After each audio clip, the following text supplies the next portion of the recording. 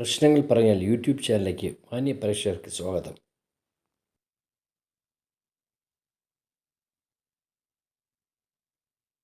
വേദിയിലിരിക്കുന്ന ബഹുമാന്യരെ, സദസ്സിലുള്ള എൻ്റെ പ്രിയപ്പെട്ട സഹോദരി സഹോദരന്മാരെ, വളരെ സന്തോഷത്തോടു കൂടിയാണ് ഈ വേദി പങ്കിടുന്നത്.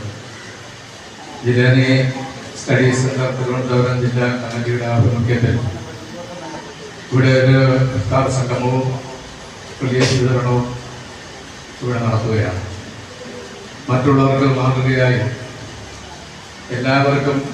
എല്ലാവരെയും ഒന്നായി കണ്ടുകൊണ്ട് ഉള്ള ഒരു വലിയൊരു പ്രവർത്തനമാണ് ഈ സ്റ്റഡി സെന്റർ ഇവിടെ നടത്തിക്കൊണ്ടിരിക്കുന്നത്. ഇന്നത്തെ ദിവസം ഞാൻ യഥാർത്ഥത്തിൽ ഈ റിലീഫ് ഫണ്ട് മൂന്നാമത്തെ പരിപാടിയിലാണ് പങ്കെടുത്തുകൊണ്ടിരിക്കുന്നത്. ഈ നോട്ടീസിന്റെ തലക്കെട്ട് കണ്ടപ്പോൾ വളരെ സന്തോഷം തോന്നി. മനുഷ്യർക്കിടയിലുള്ള മതിൽക്കെട്ടുകൾ അതില്ല എന്ന് ഇപ്പോൾ ഒരാഴ്ച കൊണ്ട് നമ്മൾ പത്രത്തിലും വാർത്താമാധ്യമങ്ങളിലും കാണുന്നുണ്ട്. ബഹിരാകാശത്ത് യാത്ര ചെയ്ത് മറ്റൊരു ലോകത്ത് പോയി യാത്ര ചെയ്ത സുനിത വില്യംസ് ഭൂമിയിലേക്ക് നോക്കിയപ്പോൾ ഇവിടെ മതിൽക്കെട്ടുകളൊന്നും കാണുന്നില്ല. എല്ലാവരും ഭൂമിയിൽ ജീവിക്കുന്ന മനുഷ്യ സമൂഹമെല്ലാം ഒന്നാണ് എന്ന് അവർ വളരെ വ്യക്തമായി ആദ്യമായി അവിടെ നിന്ന് തിരിച്ചിറങ്ങുമ്പോൾ വാർത്താമാധ്യമങ്ങൾ ചോദിച്ച ചോദ്യത്തിന് മറുപടി പറഞ്ഞത് അതാണ്.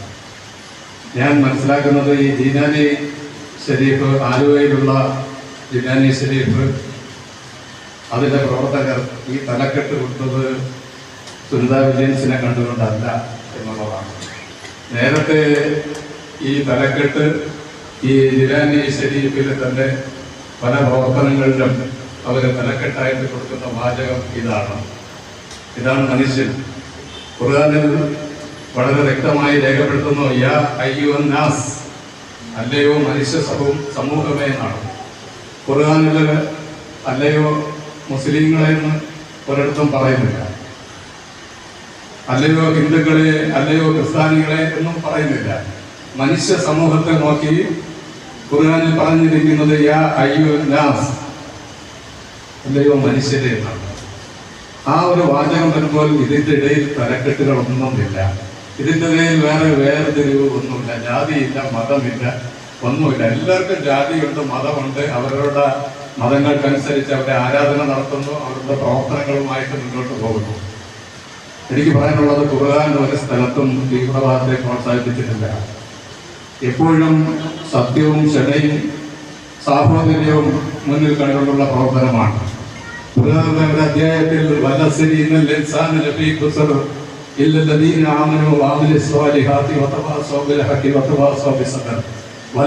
കാലത്തെ കൊണ്ട് അള്ളാഹുവിന്റെ സത്യം ചെയ്ത് പറയുകയാണ്, മനുഷ്യൻ തീരാ നഷ്ടത്തിലാണ്.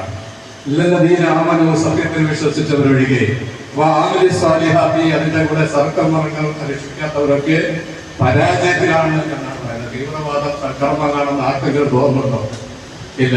ഏതോ ദുബുദ്ധികൾ എവിടെയൊക്കെ ഇരുന്ന് മുസ്ലിം സമൂഹത്തെ ചൂണ്ടിക്കൊണ്ട് അവർ തീവ്രവാദി സമൂഹമാണ് എന്ന് വിളിച്ചു പറയുകയും അത് ഏറ്റുപറയുവാൻ മറ്റ് സമൂഹങ്ങൾ അതിനെ ഏറ്റെടുത്തുകൊണ്ട് പിന്നിൽ നിന്ന് കൈയടിക്കുകയും ചെയ്യുന്ന ഒരു കാലഘട്ടത്തിലാണ് നമ്മൾ ജീവിച്ചുകൊണ്ടിരിക്കുന്നത്. ഇതിനെല്ലാം നമ്മുടെ പ്രവർത്തനം കൊണ്ട് മാറ്റം വരണം. ജീലാനി ഷരീഫിലേക്ക് എനിക്ക് പോകാനും ഭാഗ്യം കിട്ടിയവരാണ്. ബഹുമാനായ ശൈഖുന മുഹമ്മദ് യൂസുഫ് സുൽത്താന്റെ ഖബർ സിയാറത്ത് ചെയ്യാൻ ഭാഗ്യം കിട്ടിയ ഒരാളാണ് ഞാൻ.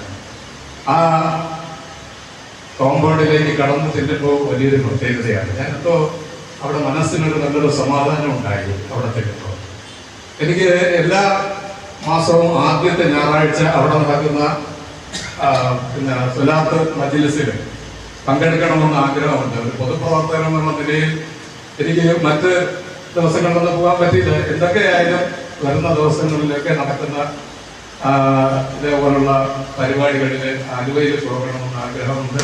അവിടെ വിളിച്ച് പറയുന്ന സന്ദേശം എന്ന് പറയുന്നത് ജനങ്ങളെ ഒന്നിപ്പിക്കുവാൻ വേണ്ടിയുള്ളതാണ്. അവിടെ ചെന്ന് കഴിഞ്ഞാൽ നമ്മുടെ എല്ലാം ഷെയ്ഖുനയുടെ മകൻ ഡോക്ടർ നിസാമുദ്ദീൻ സുൽത്താൻ, അദ്ദേഹം മനുഷ്യ സമൂഹത്തിലേക്ക് വിളിച്ച് പറയുന്നത് എല്ലാവരുടെയും നന്മയ്ക്ക് വേണ്ടി, സാഹോദര്യത്തിനും വേണ്ടിയും മാത്രമാണ്. അവിടെ ജാതിയൊന്നും അതിനകത്തില്ല. എല്ലാവരും അവിടെ ചെന്ന് കഴിഞ്ഞാൽ നിങ്ങൾ മനസ്സിലാക്കണം, എനിക്ക് എൻ്റെ രോഗം മാറ്റാൻ അല്ലെങ്കിൽ എൻ്റെ സാമ്പത്തികം എൻ്റെ കടം തീർക്കുവാൻ അങ്ങനെയൊന്നും പറഞ്ഞുകൊണ്ട് അദ്ദേഹത്തിൻ്റെ മുന്നിലോ ചെല്ലാൻ നമുക്ക് പറ്റൂല. എനിക്ക് നാളെ ആഗ്രഹം മരണാനന്തര ജീവിതം എനിക്ക് വിജയത്തിലേക്ക് നയിക്കണം. എൻ്റെ മരണശേഷം എനിക്ക് വിജയമുണ്ടാകണം. എല്ലാവർക്കും മരണമുണ്ട്. എല്ലാവരും ഏകദൈവത്തിൽ വിശ്വസിക്കുന്നവരാണ്. സനാതന ധർമ്മങ്ങളിൽ വളരെ വ്യക്തമായി ചൂണ്ടിക്കാണുന്നു, ഈശ്വരൻ ഒരാള്, ദൈവം ഒന്ന്. സനാതന ധർമ്മങ്ങളിൽ പ്രത്യേകിച്ച് പറയുന്നതാണ്. ഖുർആനിൽ പറയുന്നു ദൈവം ഒന്ന്, ഏക ഇലാഹിയായ അല്ലാഹു. ക്രിസ്ത്യൻ സമൂഹത്തിലും പറയുന്നു അങ്ങനെ. അതിൽ പല പണ്ഡിതന്മാരും പലരും പല രീതിയിലും പറയുന്നുണ്ട്. എല്ലാം ഒന്നാണ്. ഒന്ന് നോക്കുമ്പോൾ ഇവിടെ ഈ അടുത്ത കാലത്തായിട്ട് ഈ കാഫിർ പ്രയോഗങ്ങളൊക്കെ വരുന്നുണ്ട് നമ്മുടെ സമൂഹത്തിൽ. ഇസ്ലാമിൽ കാഫിർ എന്ന് പറഞ്ഞൊന്നുമില്ല. അങ്ങനെ പറയുന്നത് ദൈവവിശ്വാസികളെ കാഫിർ എന്ന് പറയില്ല. ഇസ്ലാം ദൈവവിശ്വാസികളെ കാഫിർ എന്ന് പറയില്ല. അതിപ്പോ വലിയ വിവാദമായി കിടക്കുന്നതുകൊണ്ടാണ് ഞാൻ ഈ വേദി പറയുന്നത്. ഇന്നലെ ഏതോ ഒരു പരിപാടിയിൽ പങ്കെടുക്കുന്ന സുഹൃത്ത് പ്രസംഗിച്ചപ്പോൾ പറഞ്ഞതാണ് കാഫിർ പ്രയോഗം ഇസ്ലാമിലില്ല. ആ കാഫിർ എന്ന് പറയുന്നത് നിരീശ്വരവാദികളെ മാത്രം ദൈവത്തെ വീക്ഷിക്കുകയും ദൈവത്തെ കുറ്റം പറയുകയും ചെയ്യുന്ന ഒരു സമൂഹത്തെ നോക്കിയാണ് കാഫിർ.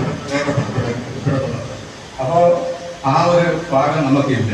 കാഫിർ എന്ന് പറയുന്നത് ഭാഗമേ ഇല്ല. അത് പറഞ്ഞുകൊണ്ട് ആരും വിവാദം ഉണ്ടാക്കുവാനും ഒരു പ്രശ്നം ഉണ്ടാക്കുവാനും ഇവിടെ നിൽക്കേണ്ട കാര്യം. കാഫിർ എന്ന് പറയുന്നതിന്റെ കാര്യം ഞാൻ പറഞ്ഞു കഴിഞ്ഞു.